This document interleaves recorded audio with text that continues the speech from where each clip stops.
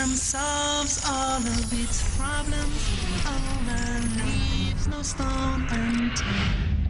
Perfect with no flaws at all are the laws of Allah. A way of life, a way of life, a way of life, a way of life. Islam is a way of life. Alhamdulillah Rabbil Alameen wa sallallahu wa sallam ala nabiyyina Muhammad wa ala alihi wa sahbihi ajma'in. Brothers and sisters, welcome to a new episode on marriage. Perhaps today with our guests we can address the issues of the tension, or how to reduce tension at home, how to make the house a calm, serene environment where you can just feel like you are in a resort, as we mentioned earlier, and you're just relaxing and having a good time, versus entering a war zone where you'd have to duck every now and then to make sure that you remain alive in the household, because for some people it gets a little hectic. Well, Bismillah ar-Rahman ar-Rahim, alhamdulillah, salatu wassalamu ala rasulillah wa alihi wa sahbihi man tabi'a bihudah, amma ba'd. A war zone is a good description of some of the houses nowadays. And always attribute this back, or refer back to the Sunnah. The Prophet ﷺ was asked by one of his companions to give him an advice. The Prophet only said, "La taghdab," do not become angry. So the man said, okay, that's good. Increase in an advice, or add me another, or give me another advice. He said, "La taghdab," don't become angry. And the Prophet continued to say, do not become angry, do not become angry, do not become angry. And the reason is that anger and rage are the causes of the majority of conflicts and problems all over the world, not only in a marriage or in the house.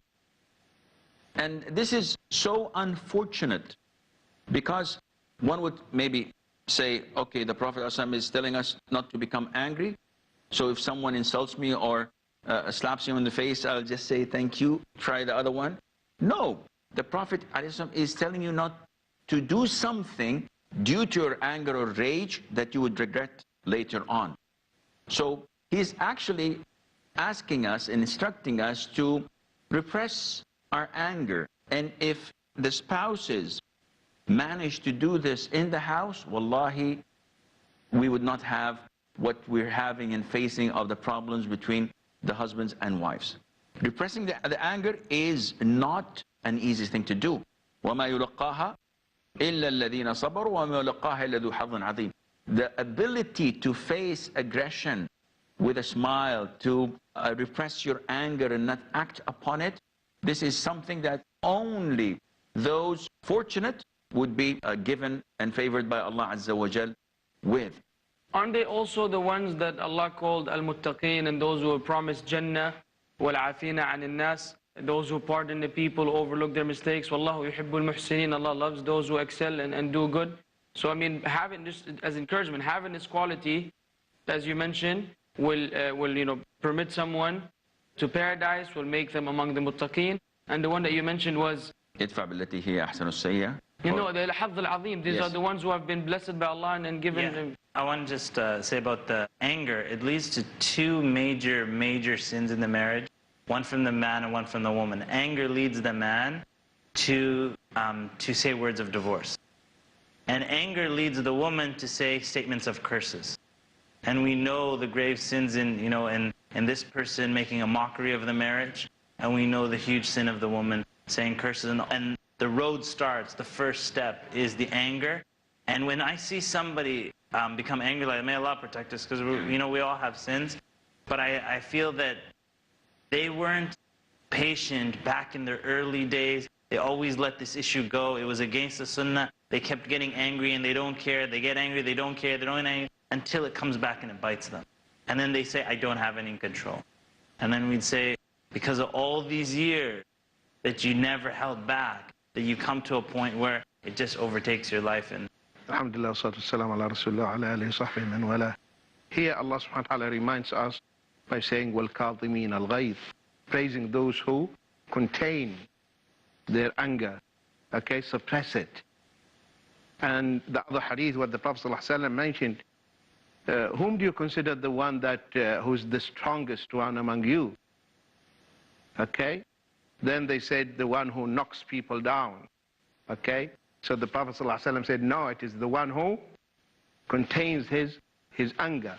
And in the other hadith, the Prophet ﷺ said to the man, لا تغضب, لا تغضب, لا تغضب, ولك الجنة. Don't get angry, don't get angry, don't get angry, and the Jannah will be yours.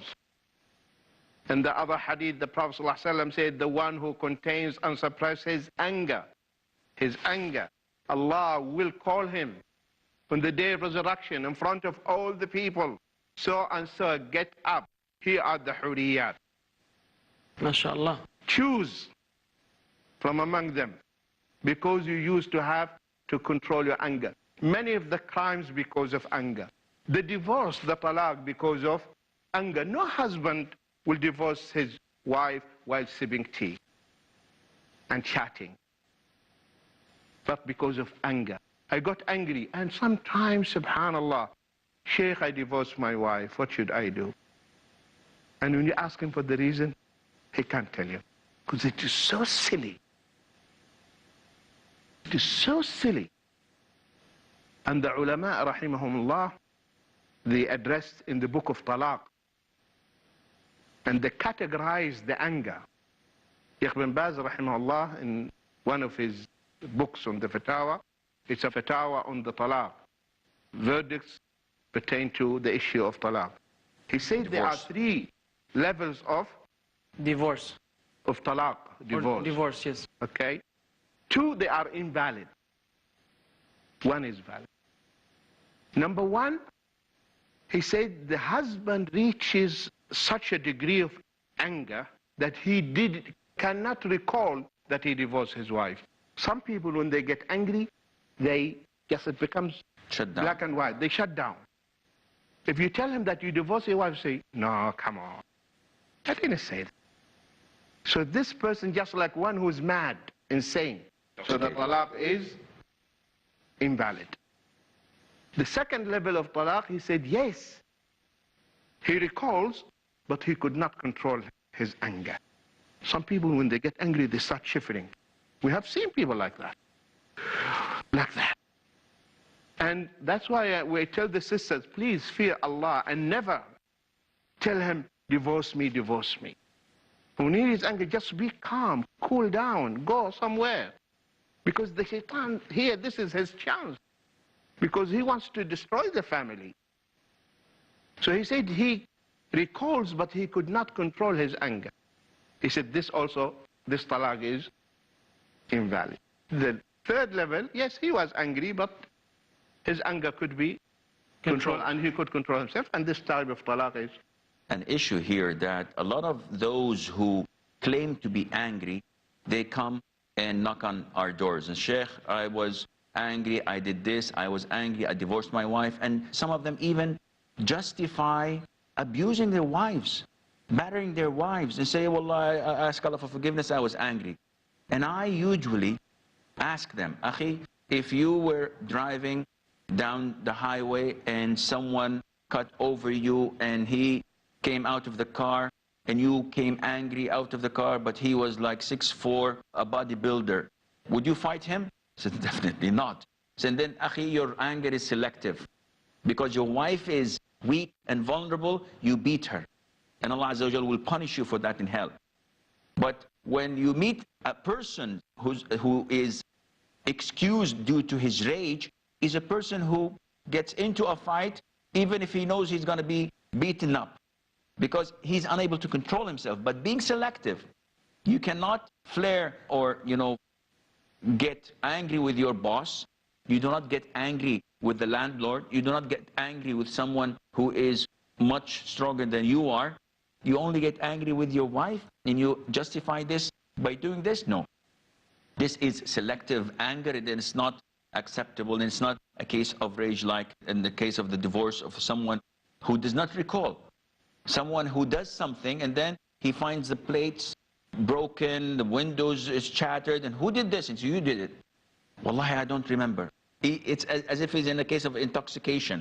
This is a different story. So if we manage, and the sisters are like this, by the way, and the sisters keep on insisting and keep on rubbing it, you know, it hurts. She keeps on rubbing it. No, you have to do this. And sometimes the sisters, they come down to their senses and they apologize, but the harm was already done. And this brings us to apology, which is one of the reasons for stress and fight. Coming back to the sisters, a lot of the sisters say things out of anger that hurt the man. I have brothers calling me saying that because of an incident that took place, my wife keeps on reminding me that I'm not a man. Oof. You did this, you're not a man, you don't have the qualities of a man. And manhood is something precious to a man. So if you stab him in the heart by doing this, it's like exactly doing the same to a woman by saying that you're not a woman, that you're not beautiful. And in the hadith, the Prophet forbade us from saying, sallallahu alaihi wasallam, to a woman in her face that may Allah make your face ugly. So this is a red zone that you cannot cross. You cannot go in criticizing your wife's beauty or accusing her of being ugly or saying anything bad about her. So this brings us back again to the issue of anger. But that's after the break, inshallah. We'll be right back. A way of life, a way of life. I wanted to share with you some of the ayat of the Quran and some of the ahadith of the Prophet sallallahu alaihi wasallam. Care and affection, guidance and encouragement, dedication and vision, which give us an indication and an instruction, uplifting the horizons of the child in an Islamically sound way, as to how to be good Muslim parents. Muhammad Tim Humble. Welcome to a brand new series, 26 ways to be a good Muslim parent. Imbibe the various qualities of ideal parents essential for their children's upbringing and betterment from 26 ways to be a good Muslim parent. Tomorrow at 6 p.m. and repeat telecast at 5:30 a.m. Saudi Arabia on Peace TV. Most countries of the world ban bullying. They fight it in their schools and universities. A lot of us are being bullied differently every single day. Some come up to us and say, do this, while others say, don't you dare. Some say this is halal, while others say, nope, this is haram. Are you confused? Do you feel lost? Join me in Umdat Al Ahkam, where with the grace of Allah, we will learn the proper knowledge from the Quran and from the Sunnah, which would help stop this kind of bullying. Join Assim Al Hakeem in Umdatul Ahkam, next on Peace TV. A way of life, a way of life. Welcome back. And you were saying, Sheikh, that you were giving us some points of benefit on the issue. Yes, and the issue of being angry, sometimes you cannot suppress this. But if you're ever angry, don't neglect one of the best remedies, and that is apology. And there are people who may not be meant enough to apologize. They think that this goes against their nature. I will be humiliating myself. Ya akhi wallahi, if you go and kiss your wife's foot in apology, you are the man. If you kiss your wife's foot, you are the man, because you are the best to your family. I have a tip I wanted to share about, giving yourself the power to apologize. And that is, the Prophet ﷺ said, if somebody gets angry and they have 3 days to get angry, then the Prophet ﷺ said the better of the two is the one who starts with salam. Excellent. So I say, if I'm so angry, that I'm going to make sure that this other person does not say salam before me, because I'm better than them. And I'm going to make sure that, now you're talking about man's ego, and now you're talking about competition. And so if the man gets angry, he wants to make sure he's the best one. You be the first person to come and say salam and make up, and you'll be stronger and you'll be better. And then inshallah ta'ala there'll be a competition between the husband, each person trying to say sorry faster than the other. And this is your garment. Yeah, you apologize to everyone you know. And this is the closest person on earth to your heart. And you're unable to go down a little bit and just say, I'm sorry. And wallahi, I'm sorry, these two words open so many doors. It makes life worthy of living. It's like a Panadol for headache. I don't think so, no. It's more like a cure rather than something that... Tranquilizer. Yes, it's more than a cure because it puts you in a mindset that, listen... It eradicates the disease, you mean? It doesn't just calm you down. Okay, good. Okay, I see where you're coming from. I would like just to clarify that people maybe they misunderstand or misuse the fatwa of Sheikh bin Baz, rahimahullah ta'ala. But alhamdulillah, Muslims, when it comes to the issue of talaq, they're very sensitive about it, really. Okay, so he will not tell you that I was angry and I could not control my anger, and he would be lying because he knows that he's going to just... So that's why, alhamdulillah, but we have to keep this in mind, that some people really, sometimes they have the first degree of anger. Some men, they have the second degree of anger. And the rest, they have the third degree. Because sometimes, as Imam Shafi'i said, only the donkey doesn't get angry.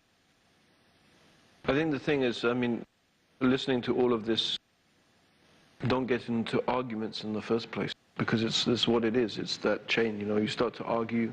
And then from the argument, the anger starts. And then with the anger... And this is the shaitan. His favorite soldier is the one who keeps on pestering the husband and the wife. The shaitan sits on his throne in the water and that his soldiers come, I did this, you did nothing, go away, go away. And then one comes, he said, I stayed with this man and his wife and I made them argue. And I kept staying with making them argue until they divorced. And he says, come, you did good. SubhanAllah, that's another thing. It's like between husband and wife, when they fight, sometimes I would say, you know what, shaitan is happy right now. Let's team up against shaitan. And let's stop arguing and so on. But is it possible not to argue? You can avoid it. It's not possible. But he said probably avoid. Sometimes the arguments are unnecessary. I mean, they're really silly things. And as they say, they make people blow things out of proportion. It's a small thing. I mean, you found that your brown sock is with the black sock for the 50th time. And that shouldn't be the case. And so that becomes a reason for... I mean, khalas, it's done, There was Go pick the other one from the other one. There was a brother who wasn't married, and he said, when I get married, inshallah, I'm not going to have any problems with my wife. That's what he thought. Yeah, and I said, okay, I started laughing right. But I said, what's your plan? He said, it's going to be easy. Everything she wants, I'm just going to say, okay, honey. Wow. I'm going to say, yes, honey. And then I started laughing because I go, you so have no experience. Subhanallah, disputes and arguments. Is he still married now? Yeah, he's married. I believe that disputes and arguments are inevitable. They have to happen. It's not an issue by itself. We can talk, because it's not do this, yes sir. Simon says, stay there, yes sir. There has to be communication and arguments, but there is a limit. What I find out of my experience doing marriage counseling, that a lot of the problems are what you can call old files. So I'm talking with my wife about the red and brown, well, I would never wear a red sock, but a brown and black sock, for example, and why they're always mixed up. And she said, well, sorry, I forgot, I didn't see it. And then I opened old files 30 years ago. This is what you always say. You remember what you did on the wedding night? Did you see what your father did 20 years ago? And look at your brother, and look at your mother, and look at what this, and I bring old files that she thought that we're done with that. And she does the same. And you did this, you did that, you gave the money to your family, you didn't give the money for us, you took your brother to a good school, your son is not in a good school. And things that I thought that, come on, it's been ages. So among the top reasons for problems is opening old files and digging into the past, which people should not do. Ya akhi, it's in the past, move on. But people love doing it. And this is why it causes issues and problems in marriages. Not only that, it goes out of proportion. When the argument is not only what's in the house, stayed in the house. When she goes on the phone and she says, Mom, he did this, he did that. And I go on the phone, or I visit my mother and I tell her that, wallahi, she didn't do a good job cooking, she's a bad wife, she always nags me. And I am causing a drift between the two families. So when my wife goes to visit her mother-in-law, my mother, and she's happy and she's bringing her a gift, my mother has been already fueled with my complaints and she's not ready to receive her in a good manner. It reminds me of a story that they say, I don't know how factual it is, but they say that a man got in a fight with his wife and his wife went to her parents. And so he went to his in-laws and he's trying to work things out, and she's trying to use her family as defenders. He said, if you're a man, meet me outside. Subhanallah. He's telling his wife. If you're a man, meet me outside. So he's trying to work it out with her like he would work it out with a man, like he's going to go and knock her out and punch her. And so sometimes when they bring their in-laws as defenders, you know, like a soccer match kind of thing, it complicates the problem. It becomes many people get involved. It could have been something very simple, then it gets way more complex, and then the problems, you know, become more difficult to resolve. So should the spouses learn to contain? I think we spoke about keeping the problems at home and not you know, exposing them unless one is seeking, you know, some... When it's reaching a dead end, only in this case, yes, you may ask for consultation. You know the part you were talking about with, you know, they're bringing up old files? I find another big issue is that also bringing up old gifts.